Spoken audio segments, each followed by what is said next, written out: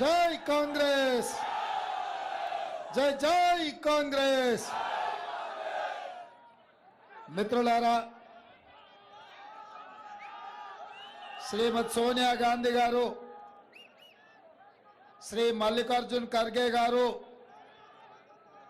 మన అభిమాన నాయకుడు శ్రీ రాహుల్ గాంధీ గారు వరంగల్ పార్లమెంటు నియోజకవర్గానికి కడియం కావ్యను కాంగ్రెస్ పార్టీ అభ్యర్థిగా ఈ ఎన్నికల బరిలో దించుతే ఈరోజు వరంగల్ వెస్ట్ అదేవిధంగా వరంగల్ ఈస్ట్ ఎన్నికల ప్రచారంలో భాగంగా మిత్రుడు మీ అభిమాన నాయకుడు నాయన్ రాజేందర్ రెడ్డి గారు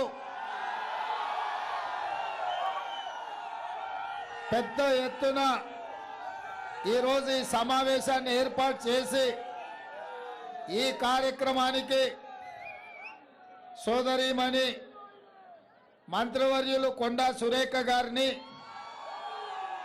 సోదరీమణిని మా అక్క సీతక్కను ఈరోజు ఈ కార్యక్రమానికి ఆహ్వానించి, అదేవిధంగా పెద్దలు మాజీ మంత్రివర్యులు శాసనసభ్యులు కడియం శ్రీహరి గారిని, నాగరాజ్ గారిని, గండ్ర సత్యనారాయణరావు గారిని, అన్న రేవూరు ప్రకాష్ రెడ్డి గారిని, వేం నరేందర్ రెడ్డి గారిని, ఎర్రబల్లి స్వర్ణ గారిని, ముఖ్యమైన నాయకులందరినీ ఆహ్వానిస్తూ వరంగల్ ఉమ్మడి జిల్లా, అదేవిధంగా మా మైనారిటీ సోదరుడు చైర్మన్ కుసూర్ పాషా గారిని, దయా సాగర్ గారిని, అజ్మతుల్లా గారిని ఈరోజు ఈ కార్యక్రమానికి ఆహ్వానించడమే కాకుండా ప్రాణ సమానులైన వేలాది మంది కాంగ్రెస్ పార్టీ కార్యకర్తలు ఈరోజు ఇక్కడికి వచ్చి ఈ కార్యక్రమంలో పాల్గొని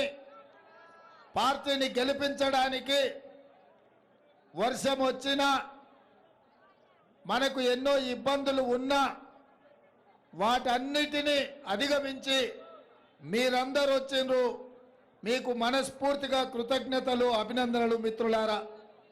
అదేవిధంగా ఈనాడు ఇండియా కూటమిలో భాగస్వాములైన మా కమ్యూనిస్టు సోదరులు, సిపిఎం మిత్రులు, సిపిఐ నాయకులు, తెలంగాణ జనసమితికి సంబంధించిన అభిమానులందరూ కూడా ఎట్టి పరిస్థితుల్లో ఈ ఎన్నికల్లో కాంగ్రెస్ పార్టీని గెలిపించాల్సిందే, కేంద్రంలో ఇండియా కూటమిని అధికారంలోకి తీసుకురావాల్సిందే అని చెప్పి వాళ్ళందరూ కూడా చిత్తశుద్ధితోని ఇక్కడికి వచ్చి మనకు అండగా నిలబడ్డందుకు వారందరికీ కూడా మనస్ఫూర్తిగా ధన్యవాదాలు తెలియజేస్తున్న మిత్రులారా, కాకతీయ సంస్థానం అంటే ప్రజాపాలనకు, జనరంజకమైన అభివృద్ధికి పెట్టింది పేరు. వరంగల్ ప్రాంతం అంటే పౌరుషానికి, నమ్మిన జాతి కోసం ప్రాణాలు ఇచ్చిన సమ్మక్క సారలమ్మ ఇక్కడ మనకు ఆదర్శం. పరిపాలనకు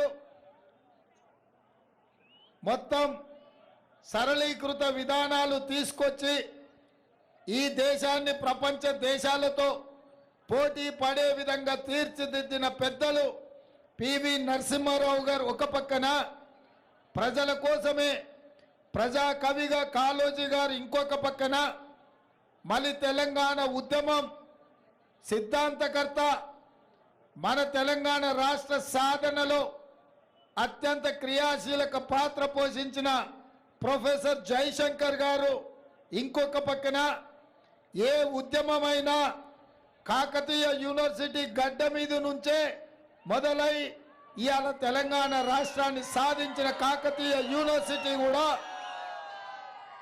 ఇవాళ ఈ ప్రాంతంలోనే ఉంది. అందుకే మిత్రులారా, ఇంత గొప్ప గొప్పలు ఉన్నా ఈ వరంగల్లో అక్కడక్కడ తులసి వనంలో గంజాయి మొక్కలు ఉన్నట్టు ఓ పక్కన ఎర్రబల్లి ఉండొచ్చు, ఇంకో పక్కన ఆరూరి రమేష్ లాంటి అనకొండలు ఉండొచ్చు, ఇంకా కొంతమంది ఈ వరంగల్లో ఉన్నారు. ఇక వాళ్ళ పేర్లు చెప్పుడెందుకు కానీ భూములు ఆడ కనిపించినా గద్దల్లాగా వాలేటోళ్ళు అనకొండలాగా మింగేటోళ్ళు ఇవాళ బీఆర్ఎస్ పార్టీ తరఫున ఈరోజు ఈ వరంగల్ ప్రాంతాన్ని పట్టి పీడిస్తున్నారు. ఇవాళ ఈ ఎన్నికల్లో పోటీలో ముగ్గురు మూడు పార్టీలు కనిపించినా బీఆర్ఎస్ బీజేపీ వేరు వేరు కాదు. ఇవాళ కాంగ్రెస్ను దెబ్బతీయడానికి చీకట్లో ఒప్పందం చేసుకొని దొంగ దెబ్బ కొట్టాలన్న కుట్రతోటి బీఆర్ఎస్ నాయకుని బీజేపీలకు పంపించి బీఆర్ఎస్ నుంచి ఒక డమ్మీ అభ్యర్థిని పెట్టి పాపం అతన్ని ఉత్తగా నిశానగా ఎక్కడైనా కొత్త భవనం మనం కట్టుకుంటే దాని ముందలో దిష్టి బొమ్మ పెట్టుకుంటాం మనం. అట్లనే ఇవాళ బీఆర్ఎస్ వాళ్ళ అభ్యర్థిని ముందల పెట్టుకొని వెనకంగా బీజేపీని గెలిపించాలని ఈ నాయకుడిని అందులోకి పంపించి అందులో టికెట్ ఇప్పించి ఇవాళ క్షేత్ర స్థాయిలో కాంగ్రెస్ పార్టీని దెబ్బ కొట్టడానికి ఒక అంతర్గత అవగాహనతోని ముందుకు వస్తున్నారు. ఇవాళ అందుకే ఈ వరంగల్ ప్రాంతంలో ఈ పార్లమెంటు నియోజకవర్గ పరిధిలో బీఆర్ఎస్ నాయకులు ఎవరైనా బయటకు వచ్చి ఎన్నికల ప్రచారం చేసి అభ్యర్థిని గెలిపించుకోవాలన్న ఆలోచన ఎవరైనా చేస్తున్నారా? మీరు ఒక్కసారి ఆలోచన చేయండి. ఇవాళ అందుకే బీఆర్ఎస్ క్షేత్రస్థాయిలో పనిచేసే కార్యకర్తలకు మండల స్థాయి నాయకులకు నేను విజ్ఞప్తి చేస్తున్నా. మీ కష్టాన్ని మిమ్మల్ని ఫనంగా పెట్టి మిమ్మల్ని వ్యాపార వస్తువుగా మార్చుకొని ఇవాళ ఆ పార్టీతోని ఒప్పందం చేసుకొని నగదులు పంచుకొని నగదు నారాయణ రాజకీయం ఇవాళ మీ పెద్ద నాయకులు చేస్తున్నారు. అందుకే ఇవాళ బీజేపీ వాళ్ళని గెలిపించడానికి బీఆర్ఎస్ చేస్తున్న కుట్రను తిప్పికొట్టడానికే ఇవాళ వర్షం వచ్చినా హెలికాప్టర్ రాకపోయినా మిమ్మల్ని కలవాలి, వాస్తవాలు మీకు వివరించాలి. ఈ వాస్తవం చైతన్యవంతమైన వరంగల్ ప్రాంత ప్రజలకు బిడ్డలకు చెప్తే మా ఆడబిడ్డలకు వివరిస్తే తప్పకుండా బీజేపీని బీఆర్ఎస్ను కర్రు కాల్చి వాత పెడతారనే నమ్మకంతో ఇవాళ వర్షం వచ్చినా నేను మీ దగ్గరకు వచ్చిన మిత్రులారా ఇవాళ ఒక్కటే మాట, ఎందుకు ఇవాళ బీజేపీని గెలిపించాలి, ఎందుకు ఇవాళ బీజేపీకి ఓటు వేయాలి, బీజేపీ నాయకులు ఇవాళ ఈ ప్రాంతానికి జవాబు చెప్పాలి. నేను అడుగుతున్న బీజేపీ నాయకులను ఇవాళ నరేంద్ర మోడీ గారిని రేపు రాబోతున్నాడు అనుకుంటే మీ ప్రాంతానికి మీరు జవాబు చెప్పినాకనే వరంగల్ గడ్డ మీద కాలు పెట్టాలి. ప్రధానమంత్రి గారు 10 ఏళ్ల కింద రాష్ట్ర పునర్విభజన చట్టం 2014లో బయ్యారం ఉక్కు కర్మాగారం ఖమ్మం జిల్లాకి ఇచ్చిండ్రు. వరంగల్ జిల్లాకు కాచిపేట రైల్వే కోచ్ ఫ్యాక్టరీ ఇచ్చిండ్రు.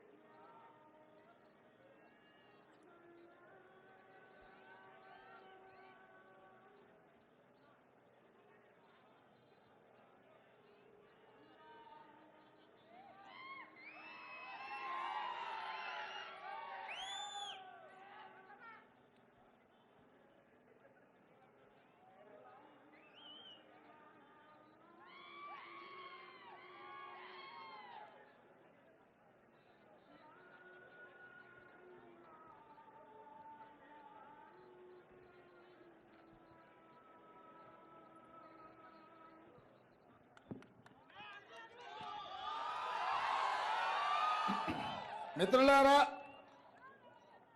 ఆనాడు మన్మోహన్ సింగ్ గారు ప్రధానమంత్రిగా ఉన్నప్పుడు సోనియా గాంధీ గారు యూపీఏ చైర్పర్సన్గా తెలంగాణ రాష్ట్రాన్ని ఇవ్వడమే కాదు, తెలంగాణ రాష్ట్రాన్ని అభివృద్ధి చేయడానికి అవసరమైన పరిశ్రమలు ఇవ్వాలి అని పునర్విభజన చట్టంలో ఖమ్మం జిల్లాకు బయ్యారం ఉక్కు కర్మాగారం ఇచ్చింది, కాజిపేటకు రైల్వే కోచ్ ఫ్యాక్టరీ ఇచ్చింది, రంగారెడ్డి జిల్లాకు ఐటీఐఆర్ కారిడార్ ఇచ్చిండ్రు, ఈ ప్రాంతానికి గిరిజన యూనివర్సిటీ ఇచ్చిండ్రు, మెదక్కు ఐఐఎం ఇచ్చిండ్రు, నల్గొండకు ఐఐటి ఇచ్చిండ్రు.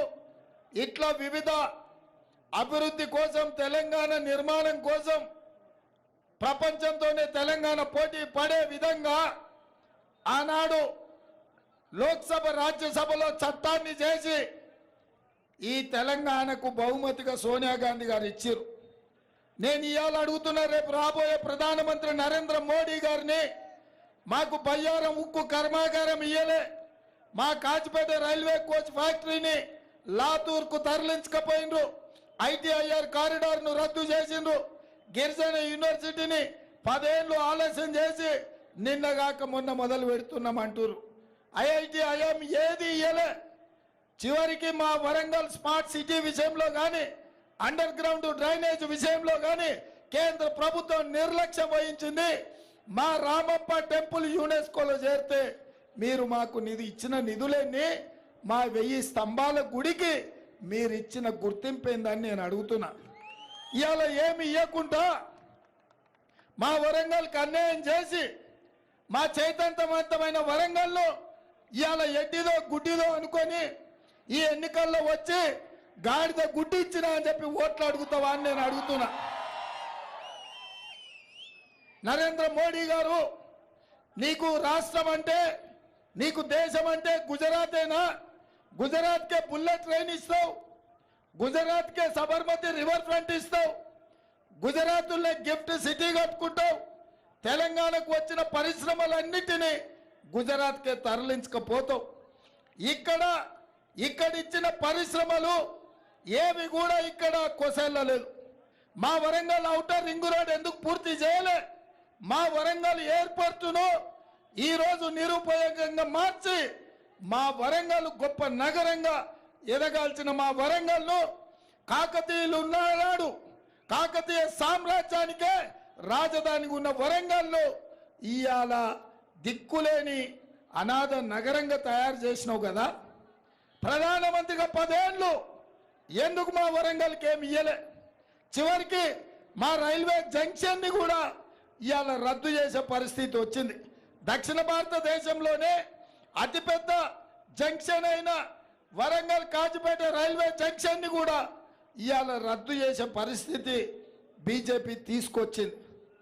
మరి మాకు అన్యాయం చేసి, మా ప్రాంతానికి నిర్లక్ష్యం చేసి, మాకు నిధులు ఇవ్వకపోను ఇవాళ ఏం మొహం పెట్టుకొని ఇవాళ బీజేపీ వాళ్ళు ఓట్లు అడగనికి వస్తురని నేను అడుగుతున్నా. అందుకే మిత్రులారా, 10 ఏళ్ళు ఆయన ఇయ్యలేదు, 10 ఏళ్ళు ఈయన అడగలేదు. ఇవాళ కేసీఆర్ గారు బయలుదేరి బస్ వేసుకొని బయలుదేరి చెప్తుండు దిగిపోవాల్సిందే కాంగ్రెస్ పార్టీ అని. నేను అడుగుతున్న చంద్రశేఖర్ రావును, 10 ఏళ్ళు నువ్వు అధికారంలో ఉండి సర్వనాశనం చేసి తెలంగాణను విధ్వంసం చేస్తే, మొన్న జరిగిన డిసెంబర్ ఎన్నికల్లో బండకేసి కొట్టి బోర్ల పడేసి బొక్కలు ఇరగొట్టిరు తెలంగాణ ప్రజలు నిన్ను. అయినా నీ బుద్ధి మారలేదు, నీ వంకర ఆలోచనల మార్పు రాలే. నిన్న మొన్న అలా కొడుకు అంటుండు కారు ఖరాబ్ అయింది, కార్ఖానకు పోయింది, మళ్ళీ వస్తుందని. వస్తుంది నాయన, వస్తుందా? వస్తుందా? వస్తుందా? కేటీఆర్, నువ్వు ఏం చేసినా, తల కిందికి కాళ్ళు మీదికి పెట్టి తపస్సు చేసినా ఖరాబ్ అయి కార్ఖానకు పోవుడు కాదు. అనం చెడి కార్ఖానకు పోయింది, అక్కడి నుంచి అక్కడనే జుమెరాత్ బజార్లో తూకానికి అమ్మాల్సిందే నీ కారును. నీకు తెలియదేమో కానీ మీ నాయనకు తెలుసు. అందుకే మీ నాయన బస్ వేసుకొని బయలుదేరింది, ఇంకా కారు రాదని. చూసిన బస్సులన్నీ వచ్చామన్న మంచి మాటలు చెప్తాడేమో, బుద్ధి తెచ్చుకుంటాడేమో, ప్రజలకు ఇన్ని రోజులు అన్యాయం చేసినా అని ప్రజల కడుపులో తలకాయ పెట్టి తెలంగాణ రైతుల కాళ్ళు పట్టుకొని క్షమించమని అడిగి 10 ఏళ్ళు నేను దోచుకున్నా, దుర్మార్గం చేసిన, ఇప్పుడైనా నేను మారుతా, నాకు అవకాశం ఇవ్వండి అని అడుగుతారేమో అనుకున్నా. ఆ మాటనే మాట్లాడతలేడు. ఎంతసేపు ఉన్నా రేవంత్ రెడ్డి దిగాల్సిందే, కాంగ్రెస్ పడిపోవాల్సిందే అని. నేను అడగదలుచుకున్న కేసీఆర్ను, అల్లా తప్పగా వాళ్ళ పిల్లల్లో వీళ్ళ పిల్లల్లో చంపి రాలేదు ఈ కుర్చీలోకి. 10 ఏళ్ళు కష్టపడి కొట్లాడి లక్షలాది మంది కాంగ్రెస్ పార్టీ కార్యకర్తలు, లక్షలాది మంది మా కాంగ్రెస్ పార్టీ కార్యకర్తలు తమ రక్తాన్ని చెమటగా మార్చి ఆ చెమట దార పోసి భుజాలు కాయలు కాసేలా 3 రంగుల జెండాను మోసి డిసెంబర్ సెమీఫైనల్స్ లో నిన్ను బొందబెట్టి ఈ అధికారాన్ని తెచ్చిరు. దిగమంటే దిగనికే ఈడెవడు అల్లాటప్పగాడు లేడు. కేసీఆర్ నువ్వు అనుకుంటున్నావేమో ఏదో పిల్లగాడే కదా చూద్దామని. చూడోసారి వరంగల్ మిర్చి తెలుసు కదా ఎట్లుంటుందో, అప్పుడు కానీ అర్థం కాదు. ఓసారి చూడు, చూస్తే తెలుస్తుంది నీకేందో కథ. ఆయన బస్సు యాత్ర మొత్తం చూసిన, మామనగర్ పోయిండు, నాగర్ కర్నూలు పోయిండు, మిర్యాలగూడ పోయిండు, భువనగిరి పోయిండు, ఇంకా సూర్యాపేట పోయిండు. ఆయన వ్యవహారం చూస్తే వెనకటికి ఎవడో తిక్కలోడు తిరునాళ్ళకు పోతేనంట వానికి ఎక్కనిక దిగనికనే సరిపోయిందంట, చూసింది ఏంది లేదంట. చంద్రశేఖరరావు కూడా ఇవాళ ఎవరిని మభ్యపెట్టడానికి బస్సు వేసుకొని బయలుదేరినవయా? 10 ఏళ్ళు నువ్వే కదా ఉన్నది, నీ దుర్మార్గానికే కదా తెలంగాణ బలైపోయింది. నీ అన్యాయంతోనే కదా 2 లక్షల ఖాళీలు ప్రభుత్వంలో పడావు పడ్డాయి. నేను వచ్చిన ఎంబడే 3 నెలల్లో 30,000 ఉద్యోగాలు ఇచ్చిన. ఎవడన్నా తలమాచినోడు యాడిచ్చినాం అంటాడేమో అని ఎల్బీ స్టేడియంకు 30,000 మంది నిరుద్యోగులనే కాదు వాళ్ళ తల్లిదండ్రులను పిలిచి వాళ్ళ కళ్ళల్లో ఆనందం చూసి వాళ్ళకు నియామక పత్రాలు నేనే స్వయంగా చేతికిచ్చిన. నేను వచ్చిన 48 గంటల్లోనే మా ఆడబిడ్డల కళ్ళల్లో ఆనందం చూడాలని ఆర్టీసీ బస్సులో ఉచిత ప్రయాణం కల్పిస్తే ఇవాళకి దాదాపుగా 40 కోట్ల మంది ఆడబిడ్డలు ఆర్టీసీ బస్సులో ఉచితంగా ప్రయాణాన్ని పొందింది. అదేవిధంగా 40 లక్షల కుటుంబాలకు 500 రూపాయలకే ఇవాళ సిలిండర్ వాళ్ళ ఇంటికి చేరుస్తున్నాం. దాదాపుగా 50 లక్షల కుటుంబాలకు, పేదవాళ్లకు, తెల్ల రేషన్ కార్డు ఉన్నోళ్లకు 200 యూనిట్లు ఇవాళ ఉచితంగా కరెంట్ ఇస్తున్నాం.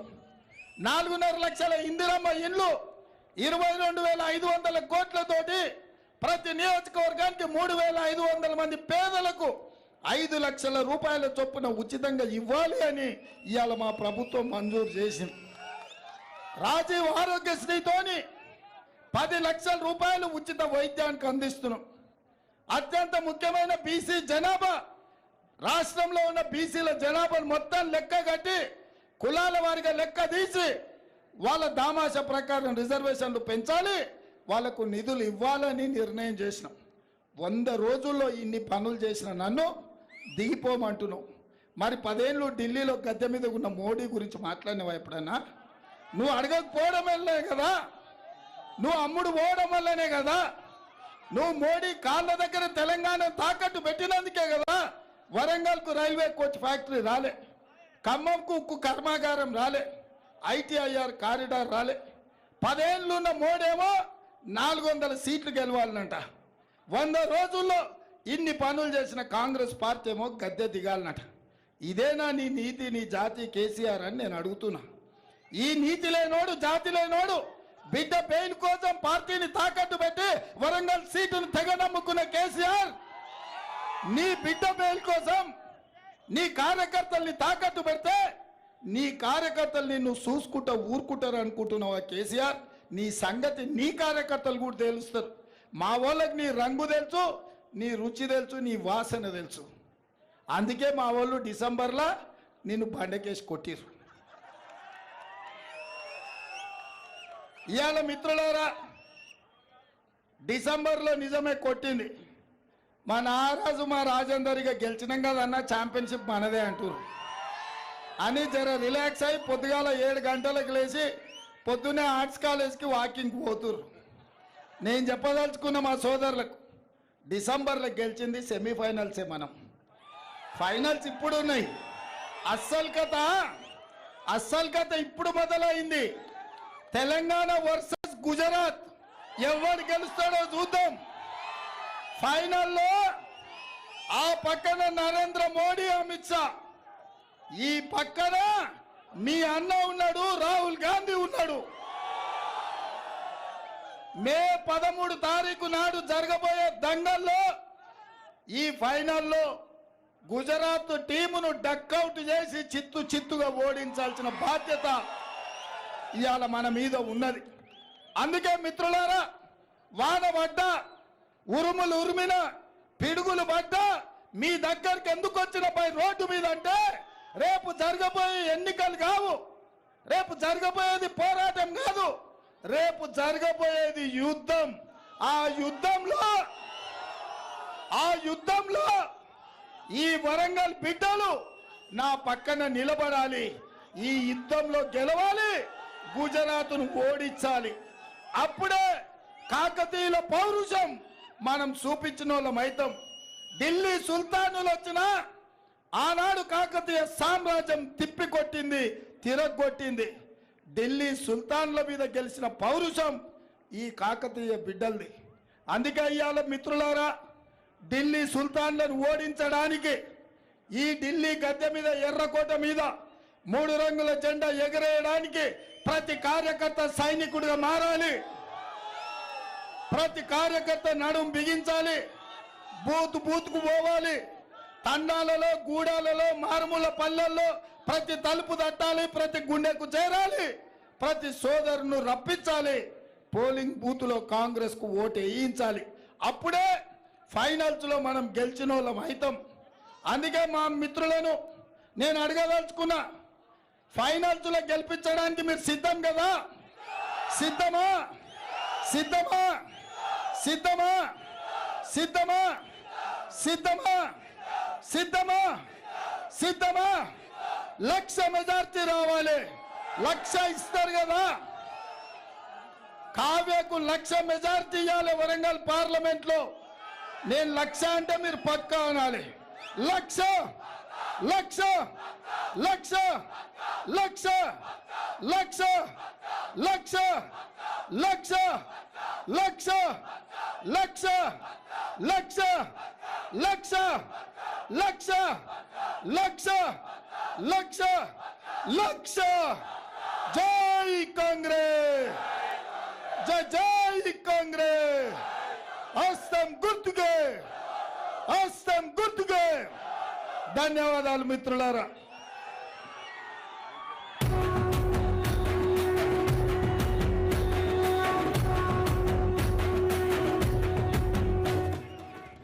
మిత్రులారా, ఈ వేదిక మీద నుంచే మా మంత్రులకు, మా ఎమ్మెల్యేలకు, మున్సిపల్ శాఖ అధికారులకు నేను ఆదేశాలు ఇస్తున్నా. వరంగల్ పట్టణానికి under ground drainage revised estimate వేసి తీసుకొని రావాలి. నేను ఈ రాష్ట్ర ముఖ్యమంత్రిని కాదు, మున్సిపల్ శాఖ మంత్రిగా వరంగల్ నగరానికి, హన్మకొండ వరంగల్ నగరానికి అండర్ గ్రౌండ్ డ్రైనేజ్ వేయడమే కాదు, మీ ఔటర్ రింగ్ రోడ్ పూర్తి చేస్తా, మీ ఎయిర్పోర్టు కట్టిస్తా.